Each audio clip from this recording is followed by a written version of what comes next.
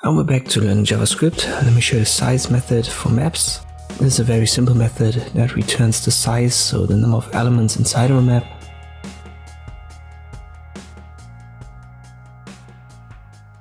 To print it out, I use document.write, and inside I use the map name fruits and then simply add .size.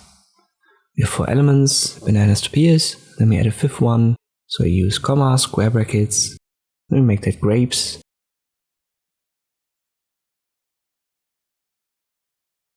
Then comma, the value should be like 574, and now we get 5.